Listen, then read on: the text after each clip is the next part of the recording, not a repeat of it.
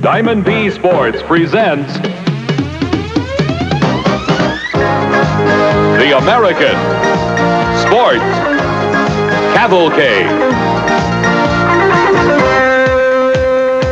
With your host, the Tennessee Cowboy, Ed Bruce, and Brock Yates, and Steve Evans. The American Sports Cavalcade.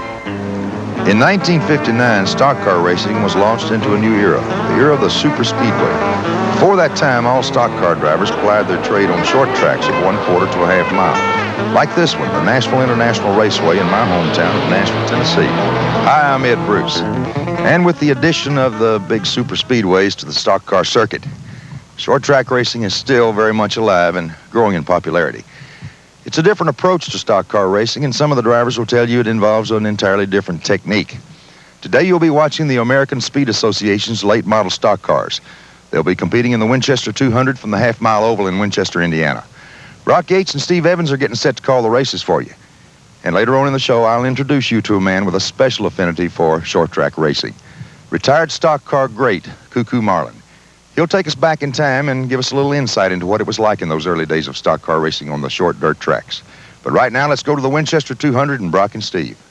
Thanks, Ed Bruce, and welcome to the Winchester Speedway in Winchester, Indiana, one of the great landmarks in American automobile racing. They call it the Black Widow. It's a high-banked half-mile, very dangerous, and very, very difficult and hard on the drivers.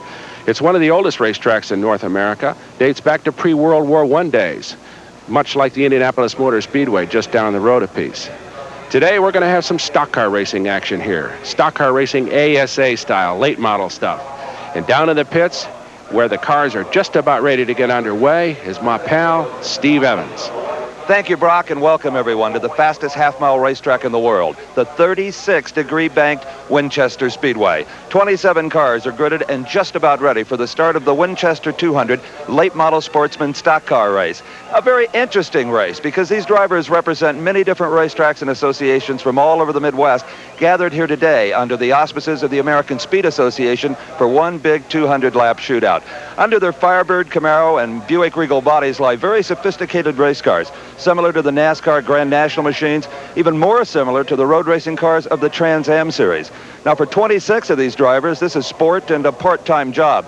But for one driver, the man on the pole, Mike Eddy, it's his life. The four-time ASA Pro champion, taking a break and going racing with the Sportsman. Mike, you're famous for a very aggressive, flat-out style. Is that what we can expect today? Well, we'll just get going here, so everything feels. If everything feels good, I'll go, and if not, we'll just hang back a while. Okay, we'll be watching, and good luck. Okay, Steve, on the outside of the first row is Dick Dunleavy Jr. of New Carlisle, Ohio. He's in a Firebird. Inside of row number 2 is number 36, Don Leach from Beloit, Wisconsin. That's a Camaro. Another Camaro for Jim Nussbaum of Fort Wayne, Indiana. He's on the outside of the second row. They tend to call this Camaro racing because Glen Allen, number 66, also has one from Illinois. As with Vic Hellis out of Selma, Indiana, Steve, in the dragway equipment Camaro. Inside row number 4, we've got number 88, Willie Stutzman with the full coverage helmet from Goshen, Indiana. Guess what? A Camaro. And next to Stutzman, Jim Cooper, Anderson, Indiana, Camaro. Inside row 5, car number 2, Scott Stovall from Fort Wayne, Indiana. He's wheeling a Firebird.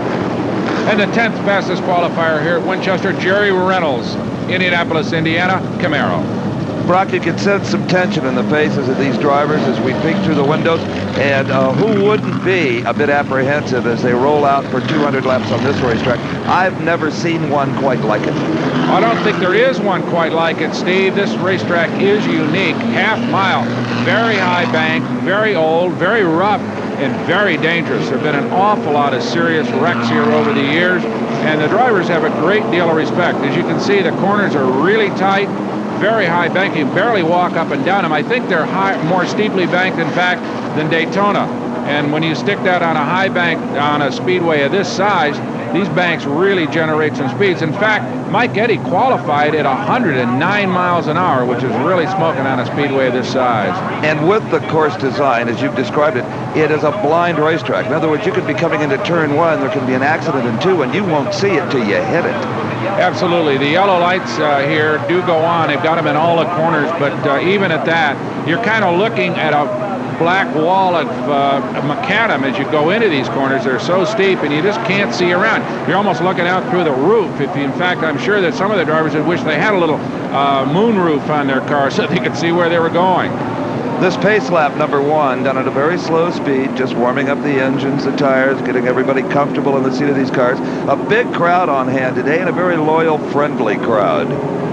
In fact, they're waving to the drivers, Brock, and the drivers are waving back. Well, that's kind of why they call it the parade lap in short track racing, Steve. It's a tradition all around the United States that everybody waves at everybody else, and they wish the drivers a bon voyage, a good, safe trip around here at Winchester. And the drivers wave back, say, hi, we're glad you're here, and we're going to put on a real good show for you. The interesting part about these ASA short track cars is that they have made the rules so that they're fairly economical to run. We'll talk a little bit more as the show goes on about the engine displacement limits and the way that the weights are set up so that the automobiles are reasonably economical to run over a long haul. But not only have they done that in terms of the engines and the drivetrains and the chassis and the bodywork to keep the cost down and permit people to run them on a fairly part-time basis, but they've also done some interesting things with the tires. Tires can be enormously expensive to run, especially on high-speed asphalt tracks like this. And in order to keep the tires down, they've created some really specialized rules that will permit a man to run a long season without going broke with constant sets of tire changes. You can run through hundreds and hundreds of dollars worth of tires. Steve Evans earlier had a chance to look at the ASA rules about spec tires.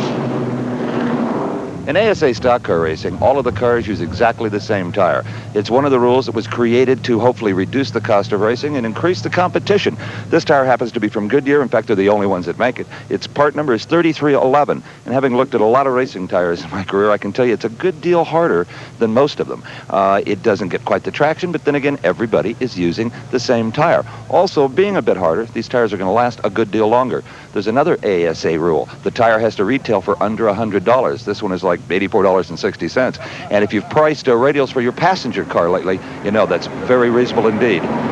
So as Mike Eddy in that beautiful number 88 Camaro leads them down to the green flag, we'll be back at Winchester, Indiana for the start of the Winchester 200. Stay with us.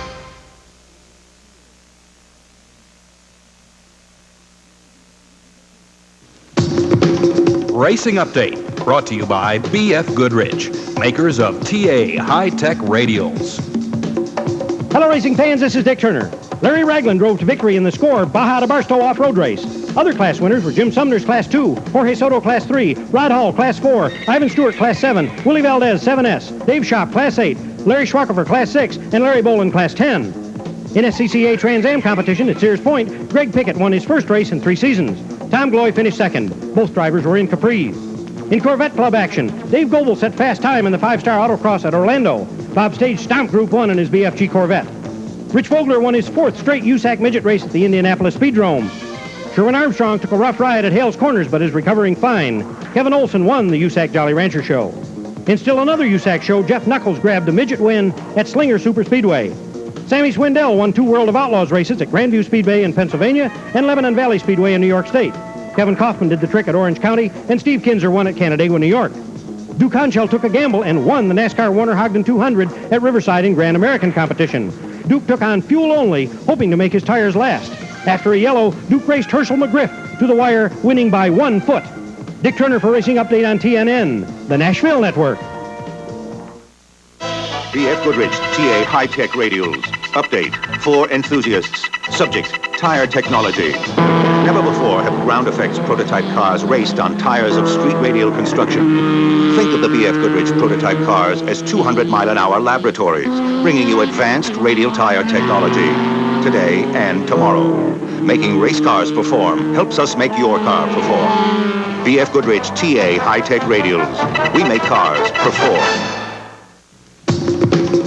Racing Update has been brought to you by B.F. Goodrich, makers of TA high-tech radials. Possibly the toughest little speed bowl in all of short track stock car racing awaits these 26 qualifiers. The green flag about to drop for the start of the Winchester 200. I'm Steve Evans with Brock Yates, and we are underway. Okay, Johnny Potts Jr. waves him off with a pair of green flags as Mike Eddy dives down into turn 1, followed by Dick Dunleavy, and in third place, Don Leach. Down the back straight. Mike Eddy leads him into turn 3 and 4, but Dunleavy right on his tail. These guys are going to circulate this racetrack in about 16 seconds flat. Really flying up there high on the banks into lap number 2. And Eddy and Dunleavy start to stretch it out a little bit. They, Brock, often compete on a professional level, may have a bit of a quality edge equipment-wise as well over the rest of the field. But here at Winchester, anything can happen. Hard to believe how fast these cars can go in a half mile when you bank it this steeply. Boy, they just never let out of the throttle. Just ease off a little bit as they ride up high in those banks against that concrete wall. This is an unbelievable racetrack. As you can see, they're just flying around here. Very hard to see, and now a lot of traffic. And look at this, Mike Eddy just pulling out. That's a Howe chassis, one of the finest chassis in this kind of racing, made by a professional. We got one to the wall. That's Willie Stutzman, 88Y. The yellow car is into the wall, and he's pretty well mangled up that right front fender, Brock. He sure has. So the yellow's out. Everybody's going to get back in line and back it down here a little bit. Oh, well, he doesn't go very far today, and it looks like the right front of that automobile is pretty well crunched up, so they're going to have to climb up the mountain there and see if Willie needs any help. Obviously, he hasn't hurt himself, only his pride, so the caution flag is out. Everybody's slowed down. Earlier, Steve had a chance to find out a little more about the ASA. When it comes to short track stock car racing, nobody does it better than the American Speed Association, known as ASA to its many friends. Steve Stubbs is one of the prime movers within the organization. And Steve, the ASA has a unique approach to stock car racing. It does, really. The primary reason, I guess, behind the configuration of ASA cars is to reduce cost to the competitors, take a more liberal approach to constructing cars. We're not tied down to some hard and fast rules that we can't get around. So the cars are lighter weight, although they appear to be very close to their stock contemporaries on the street. The cars are much lighter, and of course are hand-built race cars. And they put on some very good races. The fan is the benefactor in the end due to your rule. Yeah, the entire philosophy behind the rules is to keep the cars as close together in their performance potential. It's not at all unusual to have 25 or 30 cars qualifying within a second in time. And there's a number of ways of doing this. The engine rules for one, the tire rule is another thing. It keeps the cars just within a couple of tenths of each other, or hundredths. And yeah, we feel it results in some great racing. It may be short track racing, but it's certainly not for small change. No, it's not. Unfortunately, there probably isn't such a thing in the world as a cheap race car.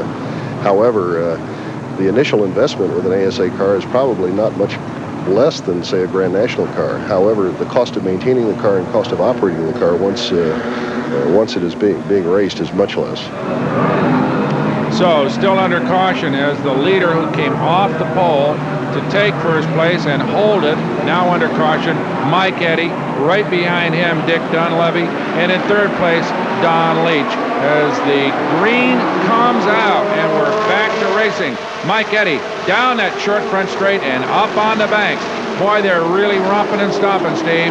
Well, you know, on the pole, when I chatted with Mike Eddy, he said, if it feels good, I'll go for it. If it doesn't, I'll hang back. Obviously, it must feel very good because he's 3 or 4 car lengths out in front of Dunleavy. Well, I'm sure that is the quickest car in a race, and of course, Mike Eddy is a very experienced short track driver. Has, as you said earlier, won a bunch of championships, not only in the ASA circuit, but in a lot of short track associations around the Midwest. Very, very big credentials in this kind of sport, and so he's going to probably be able to run out front without a whole lot of challenge, although Dunleavy back there in second place is by no means given up. He's hanging right there. And he comes in here with a pretty solid reputation, too, out of New Carlisle, Ohio, in that Firebird. We've got a pair of Firebirds on the front row here, and now running first and second, Steve. As hard as Mike Eddy has been charging his already in traffic, and that is a challenge all to itself. And for the rest of this race, he's going to encounter nothing but slower vehicles. He's going to have to negotiate his way around him, and that allows Dunleavy to close it up. Well, there's an awful lot of tactics in this kind of racing simply because you have to be able to thread your way through traffic. As you said, you never really get clear of it. Once this racetrack gets just spread out with cars all the way around a half mile, Mike Eddy never gets clear. In some kinds of racing, you know, if you're out front, you got a nice clear track ahead of you, but you might as well be back in 10th place or as far as clear track is concerned. He just is running, as you can see. He's in it all the time. Notice, too, Steve, that every time he gets in behind that traffic, that Dunleavy closes in on him. And Brock, already our first casualty, car number 3, Jasper Case from Indiana, is down into his pit area, if you could call it a pit area.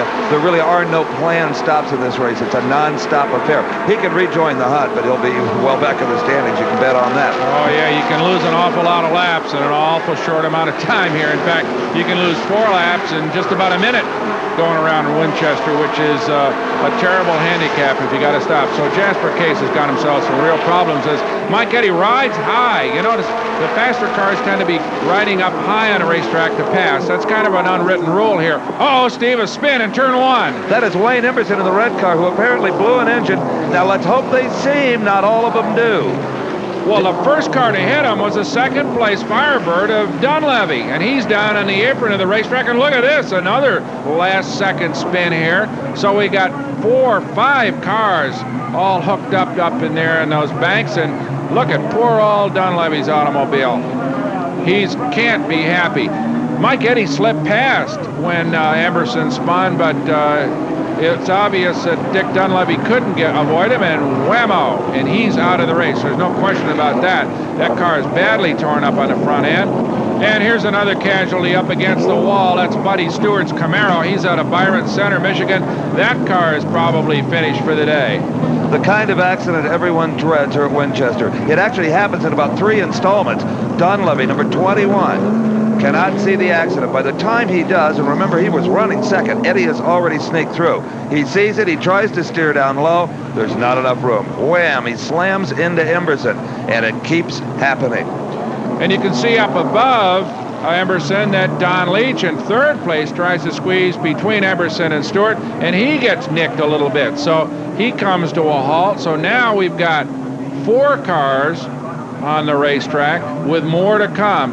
The yellow flag is out, but still, nobody's really got a good idea what's going on in front of them. So now everybody's on the binders really hard, trying to single file through that blocked racetrack between Stewart and Emerson's car.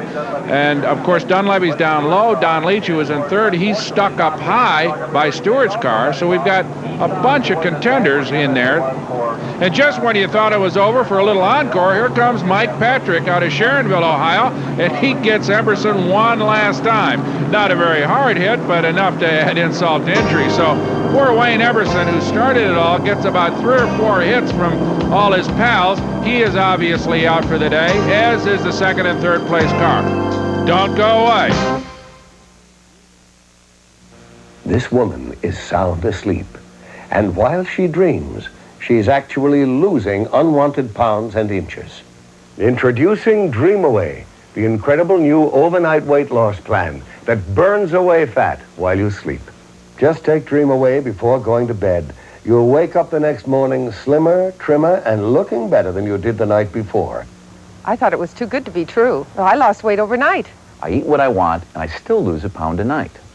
I couldn't believe it. I lost 18 pounds in just 3 weeks. Researchers have discovered a natural amino formulation that can attack fat and enable people to lose weight while they sleep. You can lose that weight without harsh diets, dangerous drugs, or tiresome exercise. In fact, whenever you're too tired to exercise, just take 2 Dream Away tablets, go to bed, and you can be losing weight the easy way. Dream Away, a diet's dream come true, is not available in stores. It can be yours only through this special television offer. It's so easy. You have to lose weight. I lost over 7 pounds the very first week. I lost almost 2 pounds last night. Even if you've tried other ways of losing weight and failed, here's help at last at no risk to you. During this special offer, Dream Away is yours for just $19.95. And if you don't see incredible overnight results that until now you would have thought impossible, you return the unused portion for a full refund. Now you can dream away those extra pounds. To order, use your credit card and call toll-free 1-800-468-2100. Remember, you save COD charges by using your Visa or MasterCard. Or send $19.95 plus $2 shipping to Dreamaway, Box 10020, Stamford, Connecticut. But for COD and credit card orders, call 1-800-468-2100 now. Because the sooner you call, the sooner you can be losing weight while you sleep. Order now. It's cleanup time at Winchester, Indiana, as the track is being cleared of that crash in turn 1. As we see the second-place automobile of Dick Dunleavy being towed off the racetrack. And the driver is with Steve Evans. Well, Dick, that was the concern of a lot of the top drivers, to be running up front and get taken out for reasons you can't control. Well, in racing, you got to learn to take the good and bad with it. The boy in the orange 57 car just lost it and spun. I went to pick a hole, go down underneath, and he come rolling back down across the racetrack and caused another collision. But like I said, hell, there's good and bad both in racing. This is just our day for the bad. When you were out there, were you able to keep up with Eddie, or did you have a little in reserve? I don't think neither one of us had run as hard as we could run yet. Just like, you know, I noticed when he wanted to, he'd get away. Then in traffic, I closed back up on him a little bit. But I hadn't run as hard as I could go because I didn't want to show him how fast I could go. Sorry to see you out of there, Dick. Yeah. Eddie, a good driver.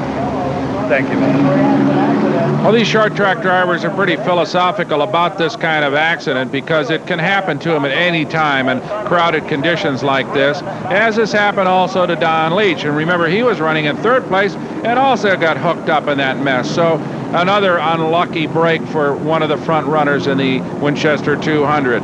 Fortunately, though, it looks as if Don Leach may be able to get it repaired. At least his crew thinks so. Some damage, Brock, apparently to the right front hub. They're either going to try to repair it or replace it. And they may have the time to do it because the wreckage is still being cleaned from the racetrack. Here goes number 23, Buddy Stewart, back to the pits. As long as we've got this delay, let's rejoin Ed Bruce down in Nashville, Tennessee. Thanks, Steve. While you people are watching the Winchester 200, I'm sitting here at the Nashville International Raceway with a gentleman that at one time pretty much owned this facility from a competitive standpoint. Cuckoo, it's good to see you again. Thank you. Glad to be here with y'all. This is Cuckoo Marlin, and Cuckoo, how long have you been racing? I believe I started back in 1951. Maybe drove my first 2 or 3 races that year. Well, we're looking at cars at the Winchester 200 that maybe are a little bit different from what you started out in. Well, I'm pretty sure it is, because when I started out, we went to a junkyard and bought a 34 Ford for $15, $25. Bought a cam, shaft, and a set of pistons. We were ready to race. So there weren't a lot of engine modifications in those days? Well, no, it wasn't, because we used old flathead Ford at that time. Just about every car on track was flathead Ford, maybe a few GMCs, 6-cylinders.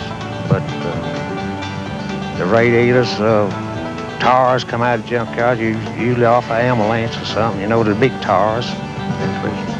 But they were just stock street tires and with stock suspensions? Well, that's right. Of course, sometimes we might add an extra spring in the front to keep a little roll out. Of course, we had the, what they call the buggy springs, run crossways. Didn't cost a lot in those days, did it? You was ready to race, $300, a good race car. All right, let's go back to the Winchester 200. We'll talk to Cuckoo Marlin again later. Well, Cuckoo's days of racing were mighty colorful in Nashville, and we all remember his accomplishments very well, as Mike Getty still leads it here under caution. But Glenn Allen has moved up into second place. Vic Hellis has gotten into third, Steve, after that crash in turn 1. And Glenn Allen has moved up primarily because of the accident, Brock. He started in the 5th spot. He's from Arlington Heights, Illinois, and he assumes the position that Dick Dunleavy formerly had. So he's in good shape, as is Vic Hellis, who started behind him in 6th place. So those 2 guys were benefactors of that crash as they come down to take the green once again, and Mike Eddy holds on to the lead. Be interesting to see if Mike, the edge came off his engine at all under those slow laps. Sometimes we get a little warm-up and a little overheating, and the cars sometimes don't behave so well on a restart, but not in this particular case. Eddy seems to just stomped on the old throttle and is driving away once again. But he's only going to get a couple of clear laps before he starts to run up on those slower automobiles again. Well, I'm sure that's what Glenn Allen is hoping in number 66. That'll give him a chance to close up on the leader. Well, these guys are still basically feeling themselves out. They've got a long way to go, and as we heard Dunleavy say, that probably Mike Eddy hasn't let that thing out all the way. Vic Hellis, though, he's running in third place. I've got to feel that he's going to try to get up with the leaders and stay there. There's a little bit of a draft that they can work on a racetrack like this at over 100 miles an hour. So it is to their benefit to hook up and run together and not let Mike Eddy get too far out in front. He's got himself now maybe 10 cars on Glenn Allen back there in second place. But the big question now is what these cars will do as far as Mike Eddy's concerned. They're the slower automobiles, and he's going to have to thread his way through them in a couple of laps. We got one into the wall, Brock. That is car number 5, Dave Jackson, sliding down the bank. The worst thing you could possibly do here, but it's almost unavoidable because it is so steep. This time it appears that everybody miraculously gets around him. Here you never know. There still could be one coming. Yeah, we saw that happen. So I'm sure Jackson isn't going to unloosen his seatbelt for a while to make sure that everybody gets slowed down and makes at least a couple of laps to remember where he is. But in fact, now it's under control. So Dave Jackson out of Loveland, Ohio, he's out for the afternoon with another crunched Camaro here at Winchester, Indiana. We're under caution, but we'll be back with more racing. Stay with us. Here's America's favorite cowboy, Danny White, for Bike. Folks, the word's out. Bike coaches shorts aren't just for coaches anymore. They're for everybody. These are the original coaches shorts. Comfortable and versatile. You missed a spot. Great for golf or softball or a neighborhood football game. I throw them, I don't catch them. I would wear them to work, but I wear another Bike original instead. When you want the original, what you want is Bike. If you chew day's work, you ought to try Cannonball Chewing Tobacco. We think Cannonball's sweet, mild flavor puts it a cut above the other plugs. And we think you'll agree if you try it just one time. So if you're 18 or over, send us an empty wrapper of the brand you've been using. We'll send you 2 plugs of Cannonball. Write to Cannonball Offer, Box 11, Memphis, Tennessee. Now that's a sweet offer from Cannonball. Saturday, June 9th, enjoy an hour of great music and fun at America's favorite honky-tonk. I'm gonna wake up in your arms tomorrow. You're gonna make it the night of my life. Join Mickey Gilley and Charlie McLean, Johnny Lee and Lane Brody, Wendell Atkins, Steve Michaels, and more for Saturday night at Gilley's at 2 Eastern, 1 p.m. Central, 11 a.m. Pacific on TNN, the Nashville Network. Her streets are paved with memories, her roads are lined with dreams. There's magic in her music, come see what we mean. All roads lead to Nashville, you're never far away. All roads lead to Nashville, Music City, USA. See the Grand Ole Opry, clap your hands, see music growing up your land. All roads lead to Nashville, Music City, USA.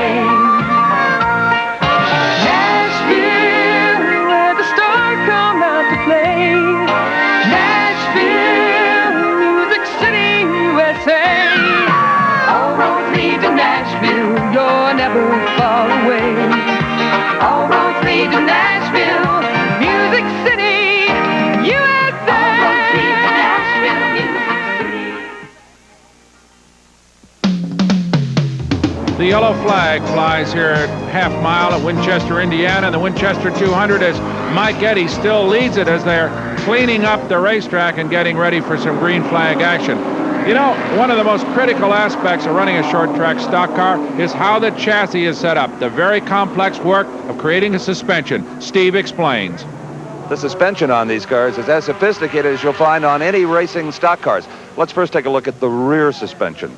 Okay, we have a quick change rear end section. In this case, the cover is off and the gears have been removed. This enables him to change gears very, very rapidly for changing track conditions or track distances. The shocks are of the coil-over variety.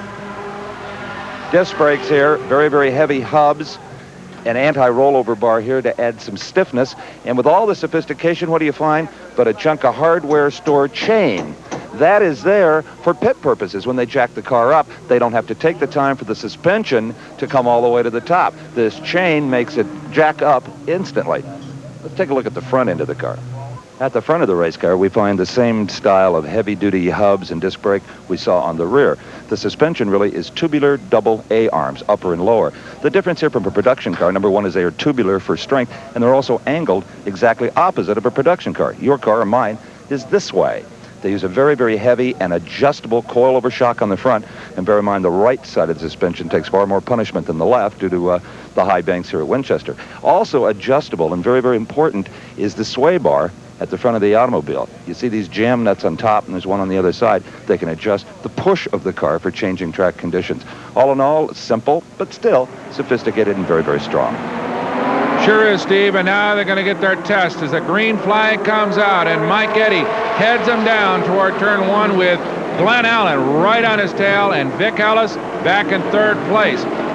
You got to believe that if Glenn Allen can pass Mike Eddy, he'd try it now just to stretch him out a little bit, see what Eddy's got.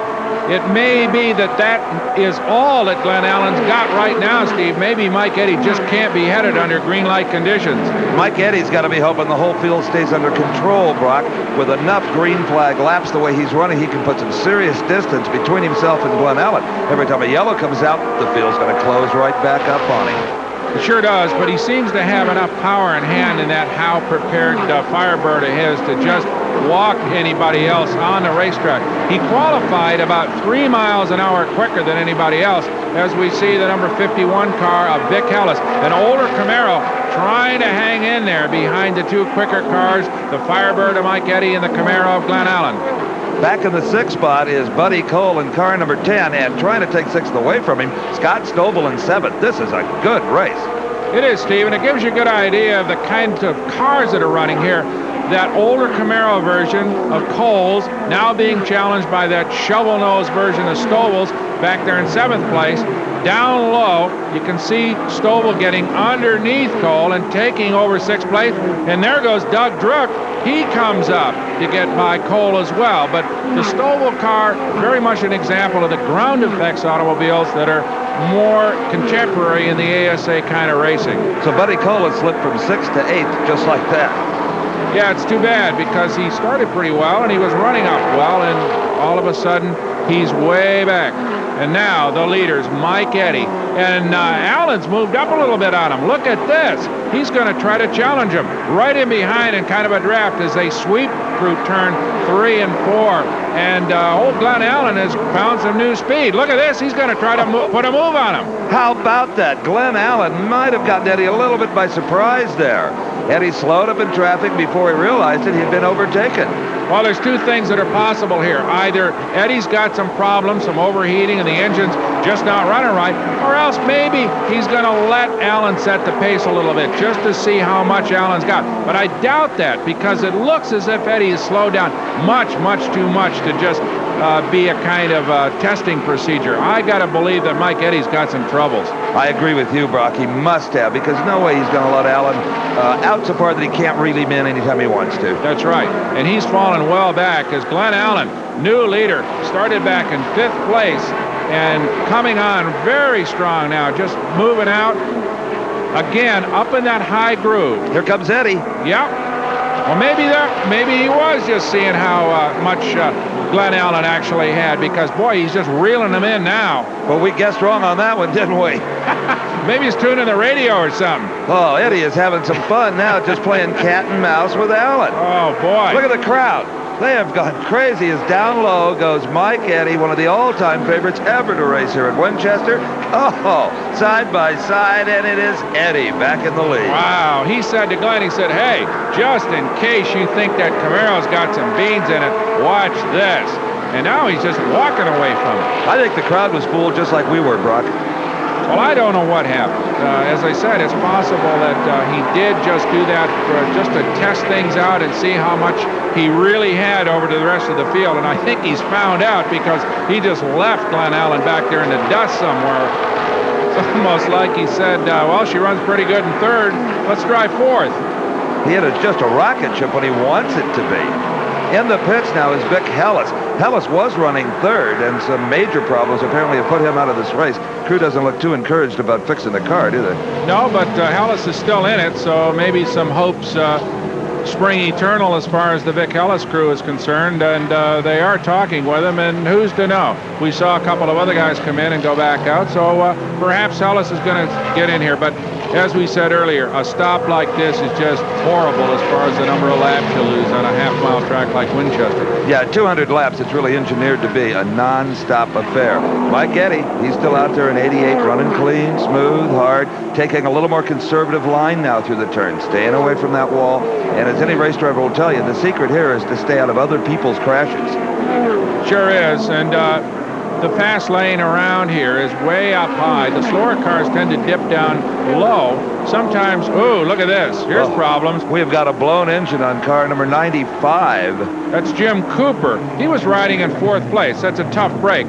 It may be a water line that broke. It's hard to say whether that's oil. It looks a little bit more like steam, but whatever it is, Jim's having a little problem seeing where he's going. And from Anderson, Indiana, all his fans are going to say, well, that's it for the day for Jim Cooper. That's too bad because he was running very well. Well, with the sturdy firewall these cars must carry, that prevented him from getting a hot shower, if indeed that was water, Brock, and I think you're right. But it did bring out the yellow because the officials here want to make sure that they've got a clean, safe racetrack. Well, if in fact it was a blown engine, he naturally would have laid down some oil, although even a little water on a high bank like here at Winchester could cause some real problems.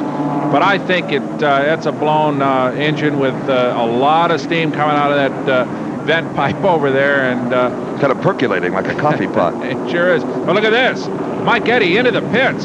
As you said earlier, we probably shouldn't be making a stop, except it looks as if they're going to throw on some right side rubber at the pace he's running, and under the caution he may be able to do this and not lose any time, but they're in a hurry. This is a good pit crew, by the way, Steve. These guys do a lot of pit stops during the course of their season, and they're pretty darn experienced.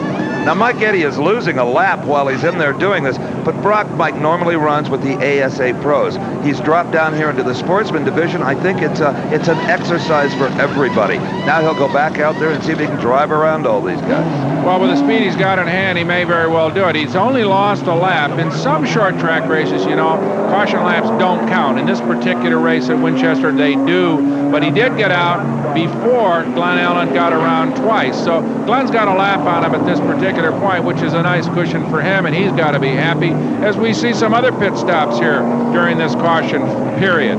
This is the number 2 car in the pit area now, Brock, and Scott Stovall is the driver. Scott was running 4th until he came in. He's going to lose a few positions now. Yeah, he probably is, but again, the payoff could be fresh rubber and make him run faster when the race resumes. As they go back to work on Jim Cooper's automobile, maybe they'll get him back in as well. Who's to know? Stick around. We're going to be back with more from Winchester, Indiana after these messages. Take this job and shove it. I ain't working here no more. Walk through this world with me. There goes my everything. Country Stars on LP, the most complete collection ever available on television. 62 full-length hits by the superstars that made them great. Dream on, teenage queen, prettiest girl we've ever seen. There'd be no truck drivers if it wasn't for his trucks. You get 62 giant hits by the best names in country music. A full-length music library available on 5 records, 5 8-tracks, or 5 cassettes. A TV special for only $19.95. Let me tell you now, Fred, don't take her, she's all I've got. And went back to the wild side of life. 15 years ago. So don't be angry with me, darling, And move it on mountain. Please help me, I'm falling. well, the race is on, And here comes pride at the back steps. Heartaches are going to the inside. our old angel. Country Country Stars on LP. 62 all-time great hits on 5 records, 5 8-tracks, or 5 cassettes. Your satisfaction guaranteed by Gusto Records. To order COD or credit card, call toll-free 1-800-453-1234. That's 1-800-453-1234. Or save COD charge by sending $19.95 for records or tapes to Stars, care of TV Offer Box 10020, Stamford, Connecticut 06904. That's Stars, care of TV Offer Box 10020, Stamford, Connecticut 06904. The ASA stock cars are all lined up in preparation for a restart here at Winchester, Indiana. And Steve Evans is with the man who brought out the caution flag, Jim Cooper. I don't know how you could even see out of that car, the amount of smoke. I could see it till I went into one, and I went through 1 and 2, and I couldn't see nothing. I just barely could see the retaining wall, and I could feel the tire going off a track, and I kept it on the track, and I hoped that no one ran into me. Motor explosion. I think it blew an oil line. The motor's all right. It still runs.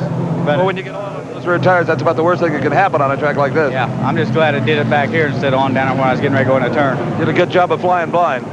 Thank you. Okay, pace car down on the apron and into the pits, and Glenn Allen leads them down to the green flag for a restart. Steve, he's the only man right now on the lead lap. Remember, Patrick in second place spun, he fell back. Mike Eddy and Scott Stovall back in third and fourth. They made pit stop, so they too are a lap down. So Glenn Allen's got himself a nice little cushion at this point. Well, usually when you see a driver's a lap down, it sounds like an impossible task to catch up. Remember, here at Winchester, a lap is only 16 seconds.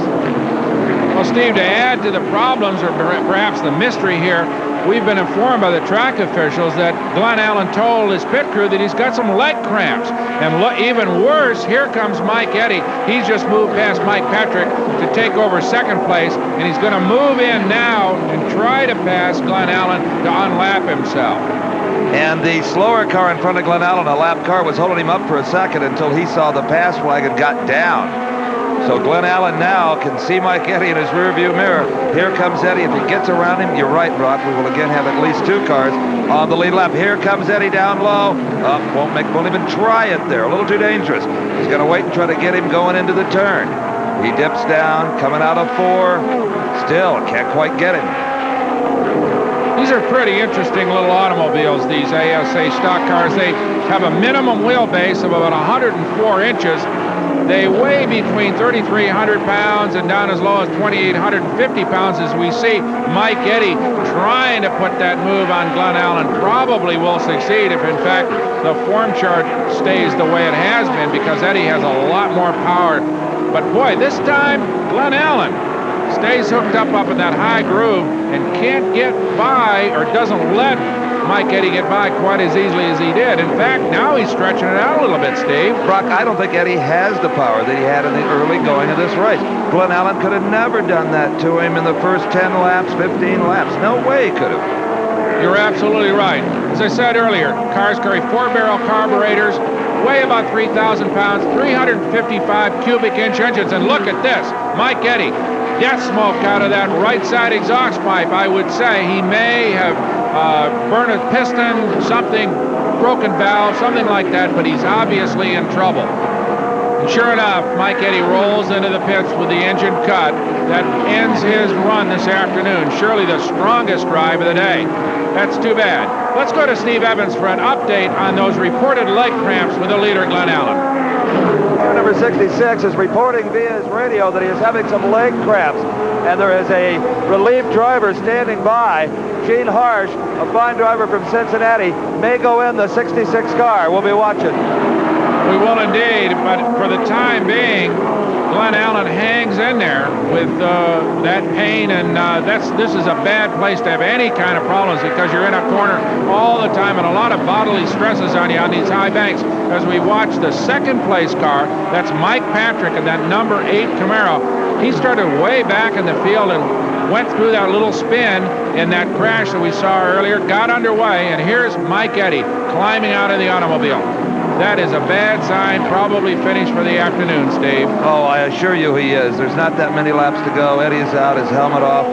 The report I get, Brock, is that, you guessed right, they dropped a valve in that engine. Well, it's unfortunate, because when you watch a real pro like this run as hard as he does, you just hate to see something happen to him, because he did dominate this race, and up until that last caution, more problems. Oily smoke out of the pipes of Robbie Dean, car number 94. He was running 6, but he's dropping back now, and now the engine completely comes apart. Well, that could bring out the caution once again, because he's laid down probably a bunch of oil in the fast groove. So as we see the car of Robbie Dean rolling to a stop with some bodywork kind of flapping around out there as well. You wonder whether he might have hit something in addition to having some engine problems, but no matter. Dean rolls into the pits.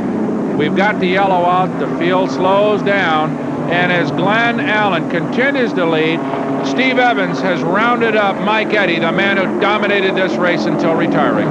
Earlier you had reported some ignition problems? Well, I thought it was ignition or fuel, but evidently it was a busted valve spring. We're sorry to see you out this early. You've definitely had this one in hand. Thank you. So as Mike Eddy takes a much-needed drink, and we have one last look at Robbie Dean's broken Camaro here at Winchester with a caution flag out, let's go back down to Nashville with Ed Bruce and his guest, Cuckoo Marlin. Thanks, Brock. I'm back at Nashville International Raceway with Cuckoo Marlin. Cuckoo, you told me earlier that you started racing in about 51. You must have been real young then. I was young. I think back at that point, I wasn't old enough to get through a gate to get in a car, so I used my first cousin's license to get through. And I think I run a year like that, and of course I was hiding racing from my parents. They didn't know I was racing. So in between times, somebody squealed on me. So I was running a dirt track one Sunday evening, and I didn't know it. My parents were sitting in the stands. So from then on, I started racing under the name of Cuckoo Marlin. Were they rooting for you up there? Yeah, they were really pulling for me. They even had glasses and everything, trying to keep up with what all was going on. Were they knowledgeable enough about racing there to be able to follow you? Well, as the first race they went to, and of course, they never did go too many. My dad went to several races. Of course, my mother never did go too much. Cuckoo, we'll talk some more later, and let's go back to Brock and Steve at the Winchester 200.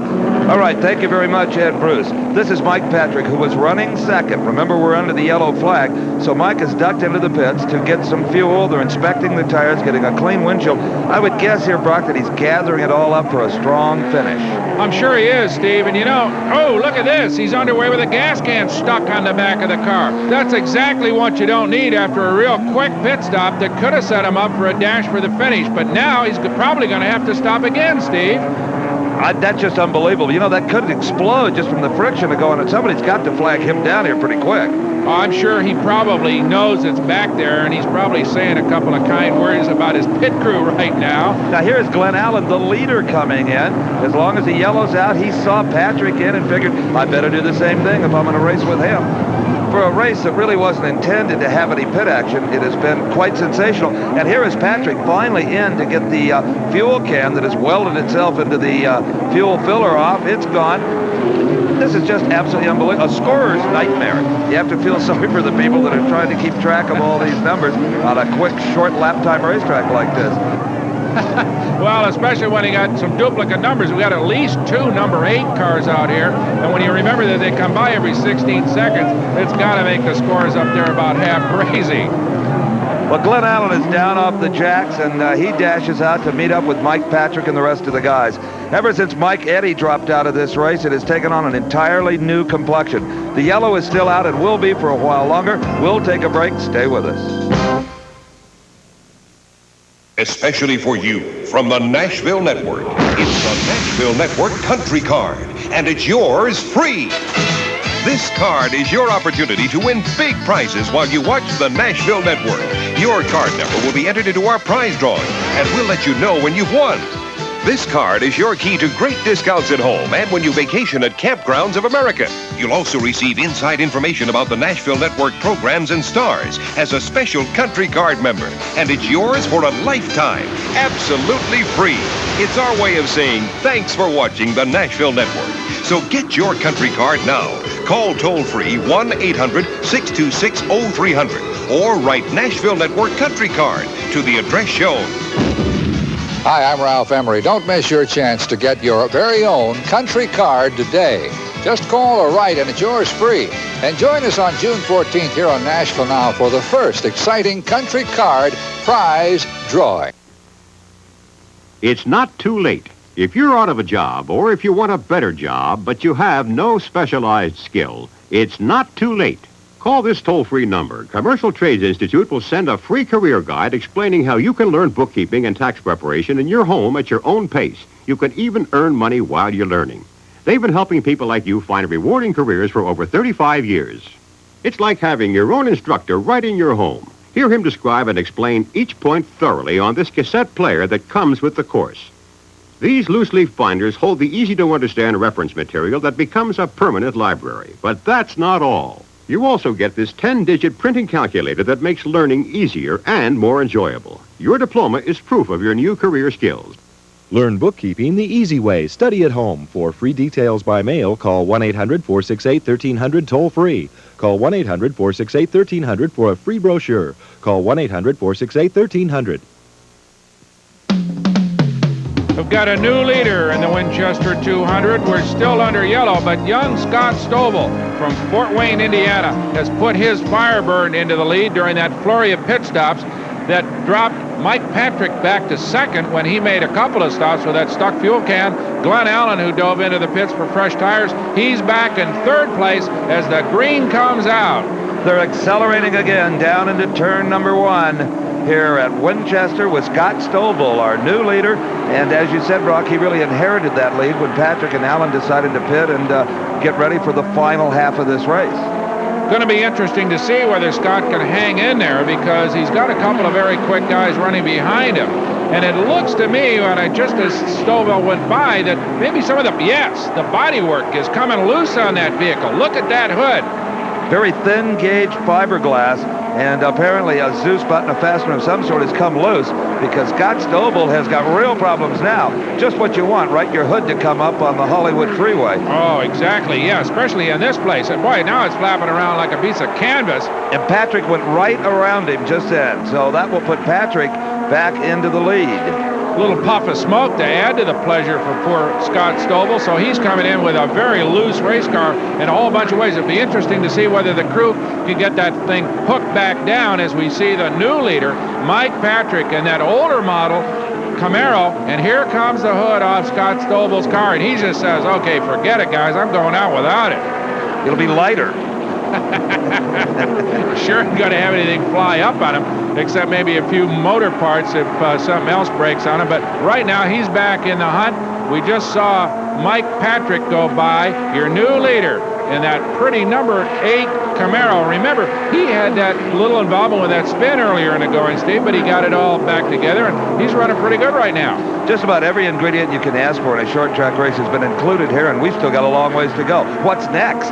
Well, you got to wonder about that man in the number 66 car, because ever since Mike Eddy fell out, he definitely appears to be the quickest, at least. He's back there in second place, just off your screen, as we see Mike Patrick continue to run out front. But you got to wonder whether or not Glenn Allen's going to just move up here and begin to peck away at that lead. Yes, as a matter of fact, as he comes off turn 4, he is beginning to close in on the leader.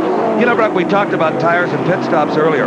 The rules in ASA say you must start the race on the same tires you qualified on. It didn't say you couldn't change tires during the race. That's what Glenn Allen has done right now, as has Mike Patrick. They've got good rubber on those automobiles.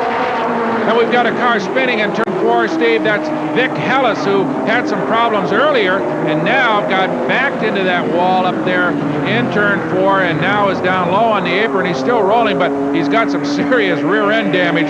Hood's up, or the trunk lid's up there, so he may be able to keep going, but I'll bet that he is going to have to come into the pits for some bodywork repair anyway. If nothing else, some of the body is probably rubbing the tire. That was the smoke we saw just a second ago.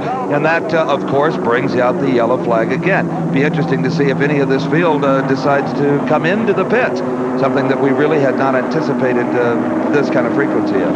Yeah, well, we sort of expected that we would have a lot of cautions with these kind of cars on this very high-speed short track, as we see Vic Hellis. Oh, yeah.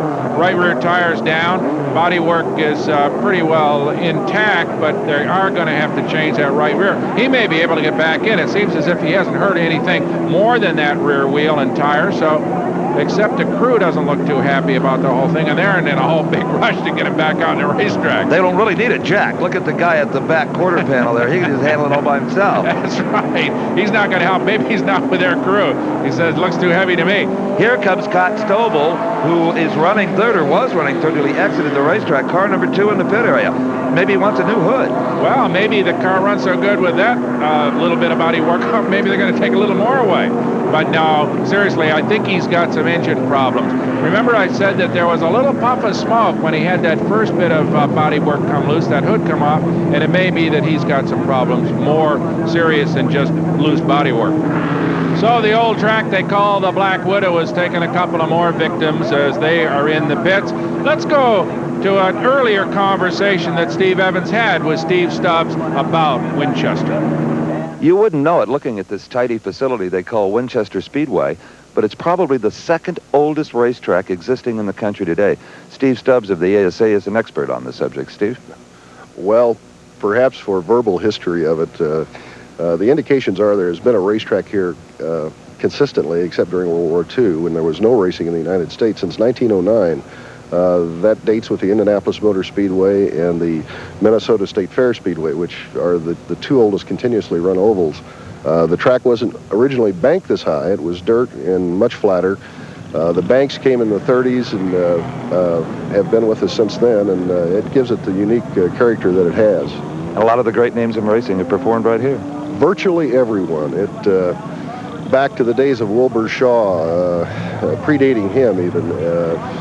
Through the modern era, I'd say virtually anyone that you've ever heard of, including A.J. Foyt, Parnelli Jones, the Rutherfords, the Unsers, all have raced at Winchester at one time or another. Okay, green flag action here in the modern-day version of Winchester, Indiana, as young Mike Patrick tries to hold off a charging Glenn Allen for the lead. And considering the time, Brock, that both of these have spent in the pits, it's amazing that they are up front like they are and just welded together at the moment. Glenn Allen, the green and white car, tagging right onto the leader. In fact, he's going down underneath him. Mike Patrick in the 8 car got a bit high. Allen down low. This could be an exciting turn 3 and 4.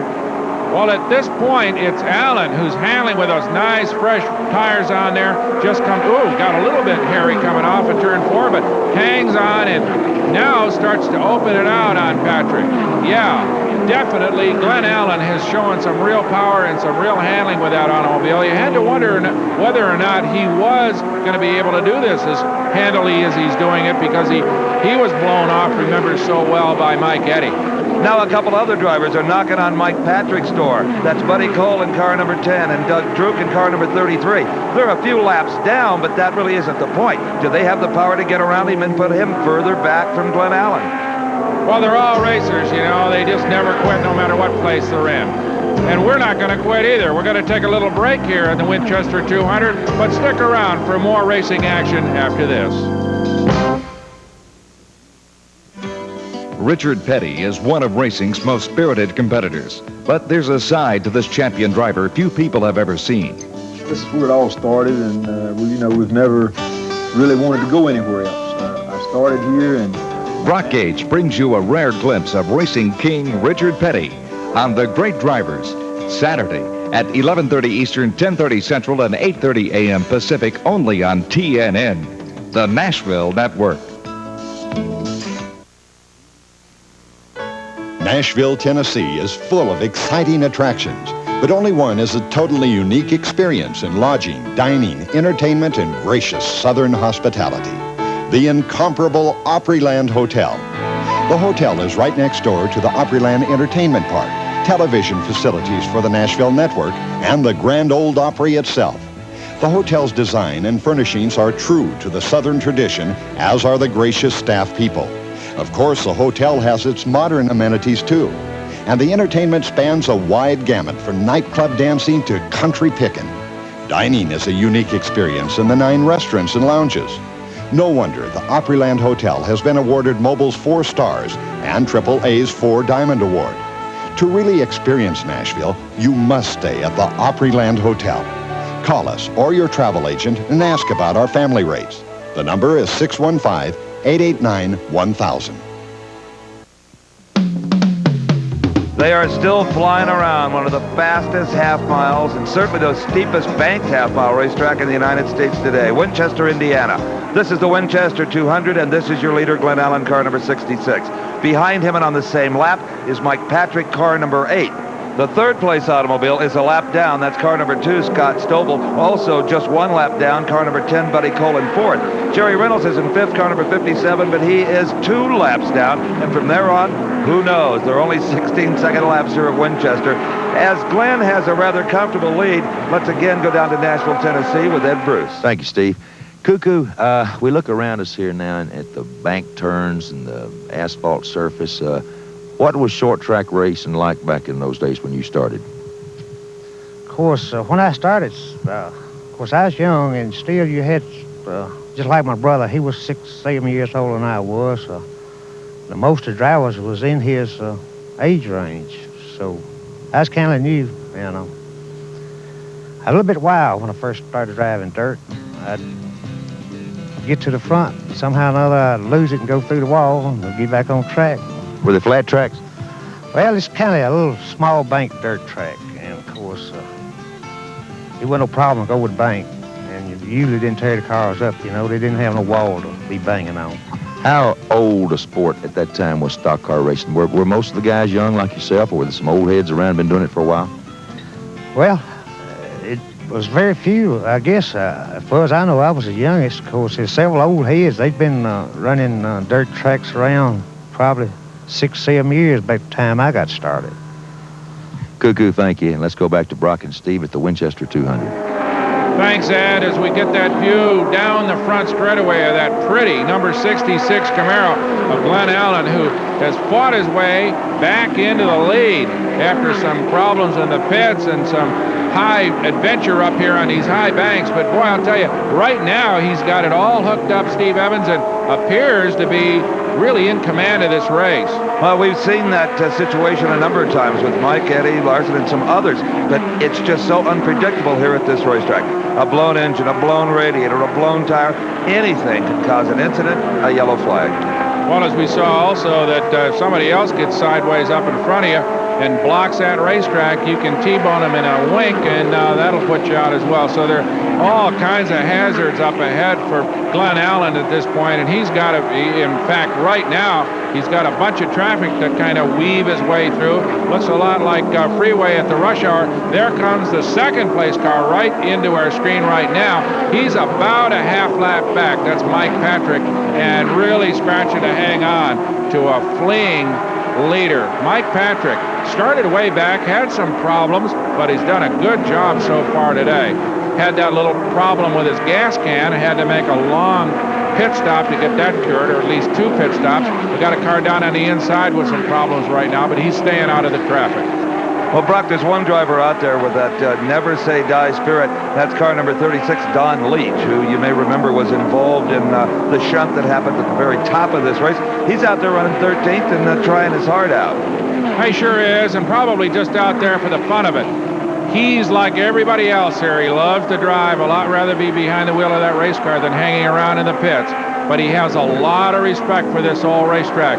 Earlier, we had a chance to ask Don Leach what the toughest part of this racetrack was. I think, not being that familiar here, later on in the afternoon, if we have a lot of sun, this number 4 turn over here is going to be right in your eyes. And it looks to me like that will be the biggest problem. Well, as it turned out for Don Leach, he had all his trouble in turn number 1 instead of turn number 4. They're all bad here, Steve. Well, I think all the drivers would agree with you on that, Brock. But still, as he pointed out, that sun can be a problem as it gets lower into the sky. Let's hope it's not for this man, Glenn Allen, because right now he is driving such a smooth, good race, using every bit of his peripheral vision to stay out of trouble. And that's the key to driving Winchester, stay out of trouble. Well, it's one of the keys. And actually, I had a chance to talk to Glenn Allen earlier and get his impressions of what it's really like to drive one of the toughest short-track, high-bank racetracks in all of the United States, and one of the most dangerous. Tell me, there's an odd visual feeling on this racetrack, almost like being, in a tunnel? Yes. The main thing about it is most racetracks, you can see around the corners here. When you get to the curve here, if there's a wreck or somebody blows a motor, you do not see that till you're right within 20 yards of them. And when you're running over 100 miles an hour, when you reach them, it's all over for you. So you got to be watching the caution lights as well? You got to be watching everything as well here. That's the main thing. You got to be alert all the time.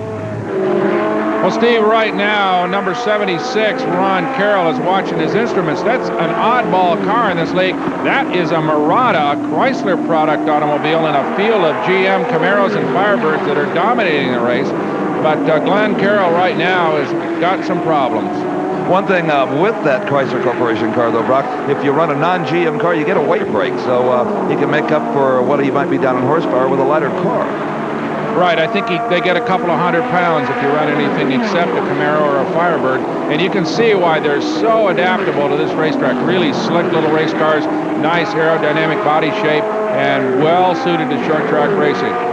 Another thing, too, Brock, we haven't mentioned for a while is that Glenn Allen, you recall, was complaining of leg cramps and has a alternate driver standing by with his helmet and his gloves on in case they get too severe. Yeah, but you know, Steve, that he just can't stop unless he has given up any idea of winning this race, because under the green flag, they would lose at least 4 or 5 laps to the second place guys in trying to make a driver change, and that would be just more than you could ever make up in a race of this distance. So we've got the second place automobile here, Mike Patrick, still challenging. He's about a half a lap back, but boy, Glenn Allen can't let up for a second because he'll have Patrick all over him. After my conversation, though, Brock, with Glenn Allen, I came away with the feeling that he's a very intelligent young man, and if he is not physically able to drive this race car safely, he'd pull it out and park it before he'd do that. We'll be back with more exciting action from Winchester. Stick around.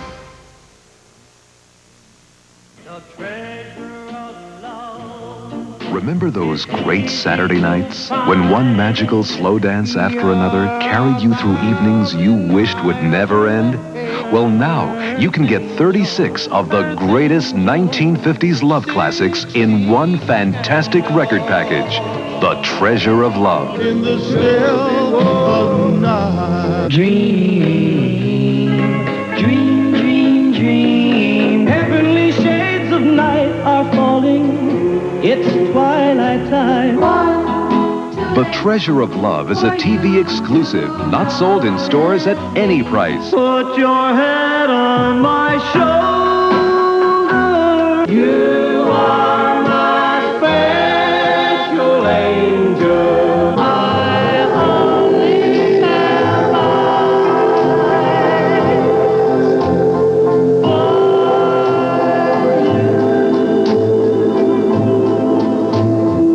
Bring back the magic of those memorable Saturday nights with favorites such as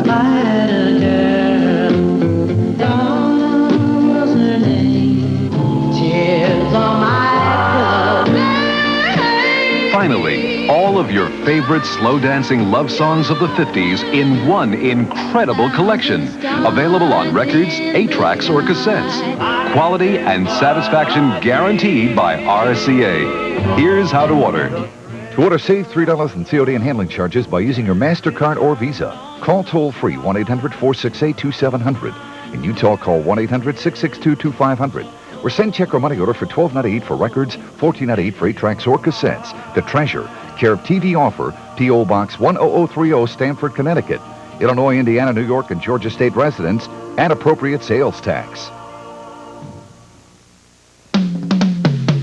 Welcome back to the race where just about anything can and has happened. The Winchester 200 in Winchester, Indiana. Ron Carroll, car number 76, is the latest to limp into the pits with some problems. Glenn Allen continues to run smoothly in car number 66 and lead this race. He's followed on the same lap by number 8, Mike Patrick, but those are the only 2 cars on that lead lap. Scott Stoble and Buddy Kohler are down yet another lap. Jerry Reynolds is down 2. Sure are. And we've earlier talked about Glenn Allen's problems with his leg, Steve, but he doesn't seem to be inclined to... I'll tell you what, it must be his left leg.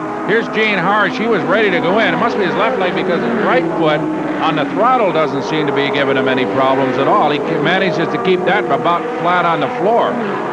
But there may be other problems involving Glenn Allen in car number 66, presently holding the lead. Let's go up to the control tower where Steve Evans may have an explanation about the problem. I'm up at the control tower, and the gentleman behind me standing up on the chair with the headset on is Rusty Wallace, one of the finest of the ASA driver. He is in radio communication with Glenn Allen and is cautioning Allen that his tires may not hold up if he doesn't slow the pace a little bit.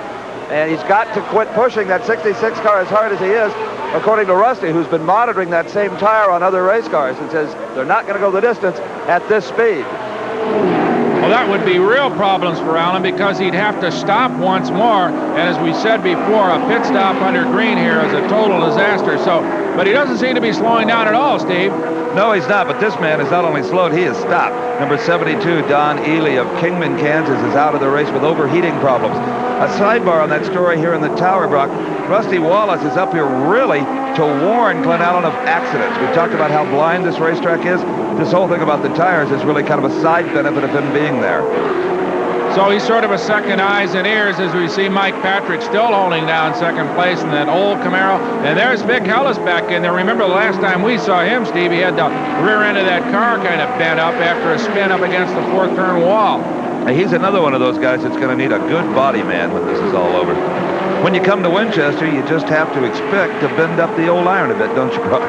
Sure do, Steve. That's why these cars carry those fiberglass reinforced noses, because they just take an awful beating, and they can snap one of those things on pretty quickly. It's the rest of the body work that gives you problems, especially the steel fenders that they require these guys to run with. When you get one of those crunched up against the tire, then you're going to have to make a stop. We've seen that happen. In fact, we saw that happen with Hellis when he cut down a right rear tire. So as the race progresses, Mike Patrick is running real well, I must say. For a man that started way back in the field and then had himself a spin, he's come up through the field and held on very steadily.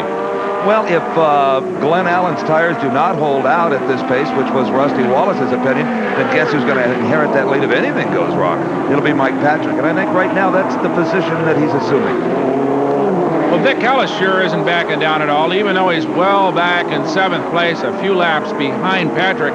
He's running right with him. You'd think those guys are racing for the lead, but it's just an aggravation really for Patrick and isn't causing him any direct problem. But I'll tell you what, it is a distraction if you run it real hard, and there is Allen way up in front of that number 66 car, and right behind him, Scott Stovall still without that hood piece. He's back there a bit, but running strongly. Stovall getting sideways out of two. Stovall has spun the car all the way around, Brock, down in the center of the backstretch off of the racetrack in the dirt.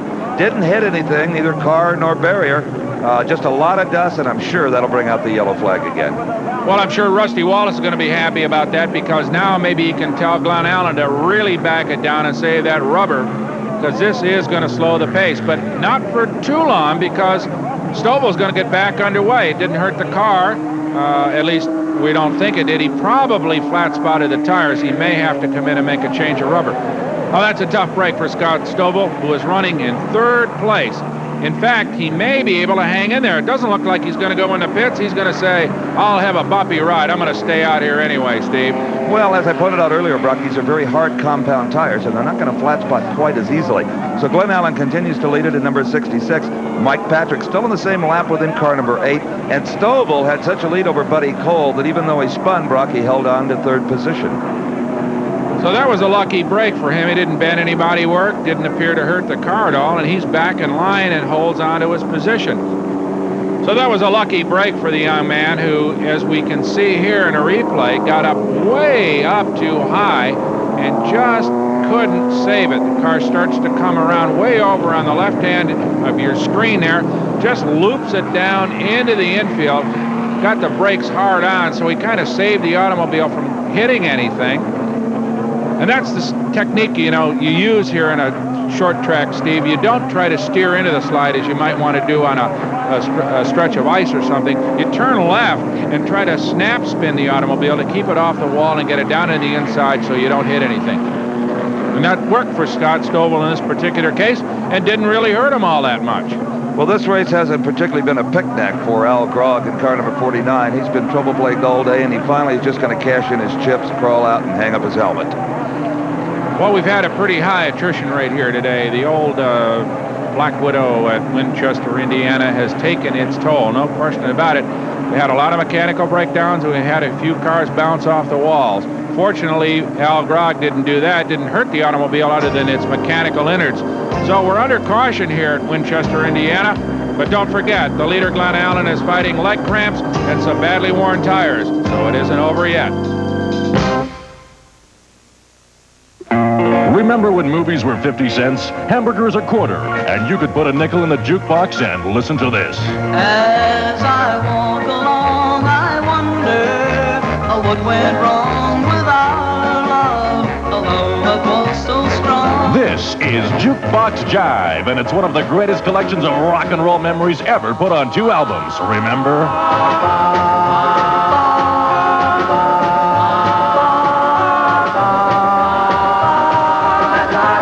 Jukebox Jive. A fabulous 2-record set with every song done by the original artist and exclusively compiled for this TV offer.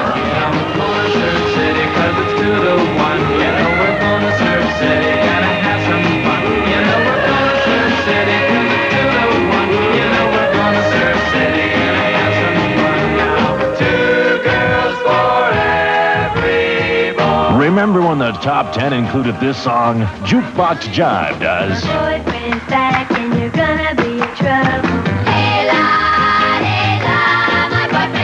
This deluxe 2-record set is an exclusive TV offer and is not available anywhere else at any price.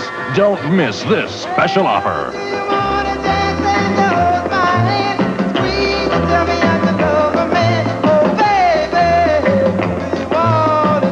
Yes, this fabulous collection is like having your own jukebox in your own home. Order your copy of this exclusive 2-record set now and have the greatest jukebox hits of rock and roll for your own. Call now. Here's how to order yours.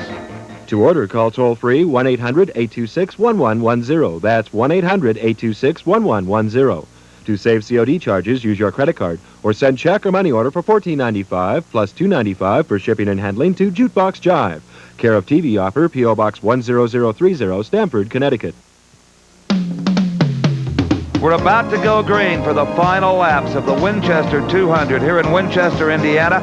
Glenn Allen is in the lead, but being followed closely by Mike Patrick in the second spot. I'm Steve Evans along with Brock Yates, and as we pointed out just before we took a break, Brock, Glenn Allen could have some tires that are wearing, and he's also been complaining of leg cramps. Well, he's got a relief driver standing by in the pits, but I would reckon at this stage of the game, he's not going to take any chances about a stop.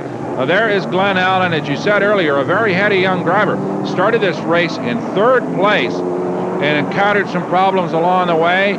Lost a major challenger when Mike Eddy went out, and now has not got really anybody seriously chasing him except Mike Patrick back in 2nd place, and the green is out. Mike Patrick in the yellow car coming out of 4, dive down low, got around a lapped car, and is setting sail after Glenn Allen. Patrick in number 8 running in 2nd spot. They are the only 2 cars on the lead lap, but that's all we need for a sensational finish. That's all you need, and that is all that Glenn Allen wants to have right now. He's got plenty of problems of his own. We said earlier, we'll repeat it, leg cramps and some wearing tires that the veteran ASA star Rusty Wallace up in the control tower told us he thinks they may not stand the pace here. Look at this. That's about as close as you can come to spinning here at Winchester and not do it. Boy, you're absolutely right. That was Buddy Cole in the number 10 car, and he got it plenty sideways coming off of turn 4. There is the leader, and he's got some running room as we see Glenn Allen come down the front straight, maybe 130, 140 miles an hour, I would say, Steve. He scrubs off some speed up on these high banks, but it's still quick enough to average well over 100 on a half-mile speedway, and that's plenty quick.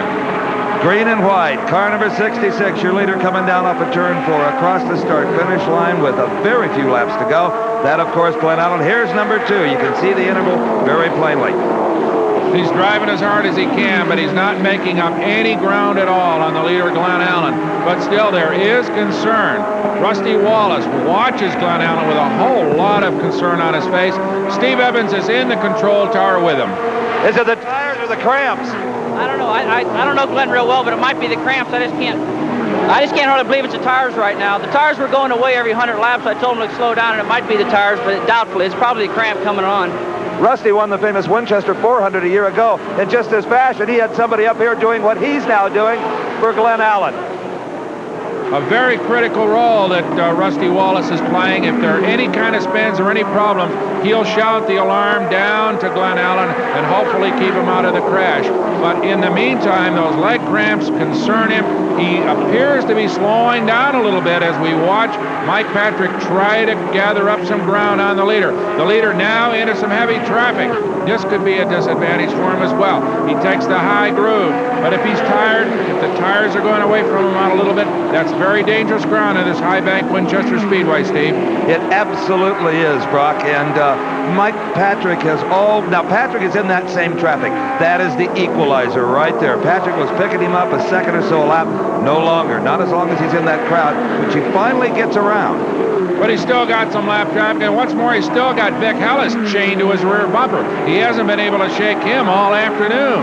Well, Glenn Allen's tires and legs only have to hang on for about 16 more seconds because we're on the last lap. You saw the white flag. This is it. Only 2 more corners and a short straightaway to the checkered flag for Glenn Allen. Mike Patrick back there hoping something happens to him, but he's slowing down right now. He's not going to take any chances of anything happening in turn 4. The crowd is up and salutes the winner of the Winchester 200, Glenn Allen. So Mike Patrick speeds across the line to take second place. A fine job by both these young men as the two rival crews congratulate each other. A lot of friendly rivalry in the pits, and it's typical of the kind of sportsmanship that we have here in short track racing. Glenn Allen, cool-off lap with that very pretty green and white number 66 Camaro. More celebration in the pits. Everybody really happy. Glenn Allen started here in 3rd place. Remember, Steve, when you never saw a green race car in short track American racing? Not here today. It's a winner. We'll be back to talk to Glenn Allen in Victory Circle following this message.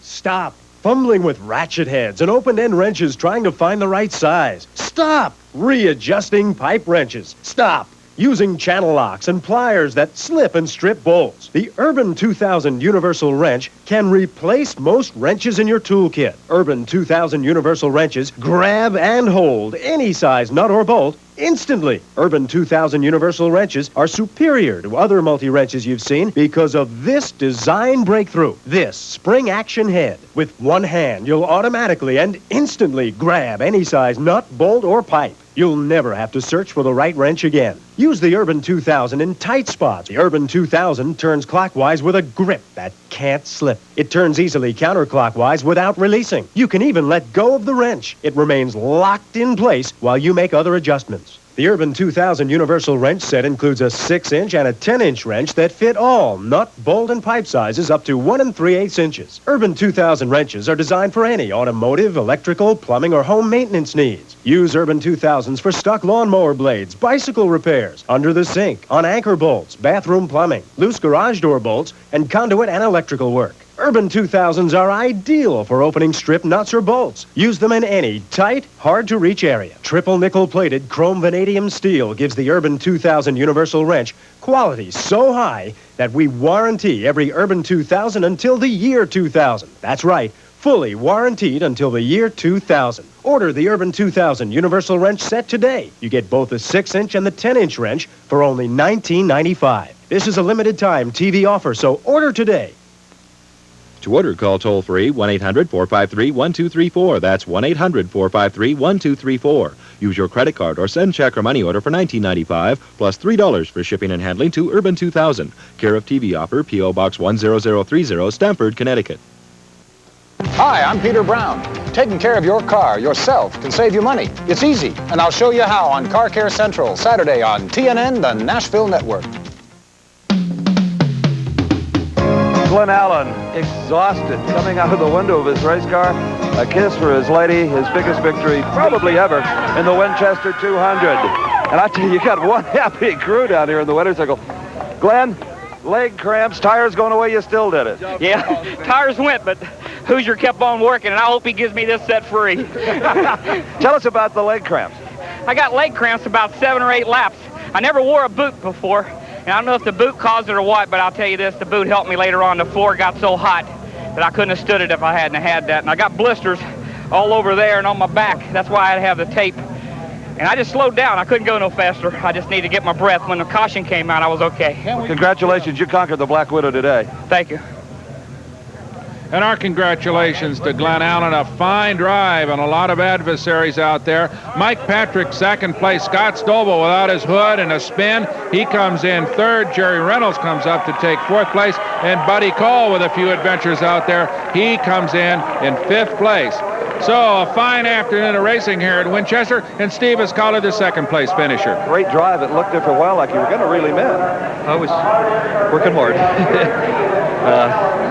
Car worked real good. I got to thank Bob Sensabaugh for helping me set this up, and got to help. The crew just worked good, except for they left the gas can in there. Probably Dave. But I've seen the biggest NASCAR stars do that. Don't feel bad. We worked real hard. I'm just so tired right now. I don't know what to say. Was there a chance, or a moment there where you thought maybe you were going to get him? No. Well, I saw him slowing down. I didn't know if he. They thought you were a lap down, and when they found out you weren't, they got on the gas again. I didn't. I knew that. I figured he was just coasting out there, and I was kind of trying to take it easy, saving my body and the car both, you know. But one tough racetrack, huh? It's tough. It's the first time we run here. Will you come back? Yeah. Why not? Okay, never say die, Mike. The average speed for the Winchester 200, 69.8 miles an hour. There were 6 lead changes. The 7 caution periods that we had attributed to that rather low average speed. A lot of wild action on the racetrack this afternoon, but none quite as wild as the second caution that was brought out by this. Here is Dick Dunleavy riding hard in second place. Up ahead of him, Wayne Emberson spins up in the top of turn number 2. Sideways on the racetrack, and there goes Dunleavy, wank right into the side of Emberson. That puts him out of the racetrack. We see cars going all over the racetrack. That spin finally puts out Don Leach as well for a while. He was riding in third place, and unfortunately put him out of contention as well. A wild and woolly beginning to the Winchester 200, Steve Evans. Well, Brock, this is a crash unlike anything I have ever seen. It looks to be all over now. Everybody kind of collected and threading the needle, getting around there. The red car that caused the spin, he's just sitting there with his eyes shut, waiting for one more blow. And guess what? He's going to get one, too. Mike Patrick, who ultimately finished second in this race, and that's amazing because Patrick is going to enter the picture in the right-hand side of your screen. Here he comes. He goes, oh, no. Well, how was your day? Ours was just super. We enjoyed our first visit here to Winchester Speedway. Boy, it never lets you down when it comes to action. Ed Bruce is at another speedway, but this one is in Nashville. Let's join him right now for some closing comments on today's action. Ed? Thank you, fellas. Whether it's short track or super speedway, stock car racing is a great sport for the fans and the drivers. I hope you enjoyed the race today and join me in congratulating all the competitors. Special thanks to Cuckoo Marlin, who shared with us today some of his recollections of the early days of short dirt track racing. Brock Yates and Steve Evans did their usual great job. For Brock and Steve, I'm Ed Bruce. Have a good day. The executive producer for American Sports Cavalcade is Harvey M. Palage. Produced and directed by John B. Mullen. Promotional consideration provided for and a fee paid by the Style Auto World Championship Team, the nation's premier source of fast lane fashion. Style Auto, the champion's choice for the style of your life.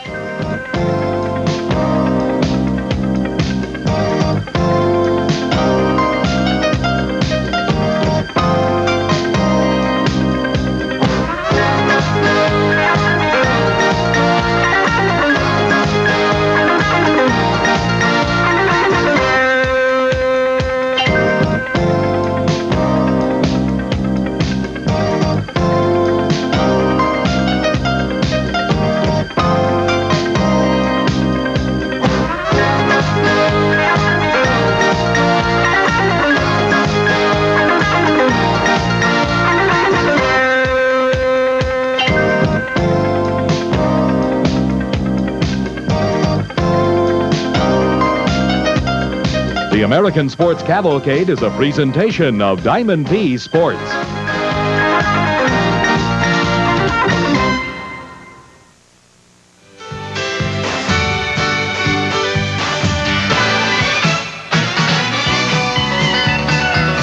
All day, every day, we're bringing you the best of the country. CNN, our country makes you feel at home.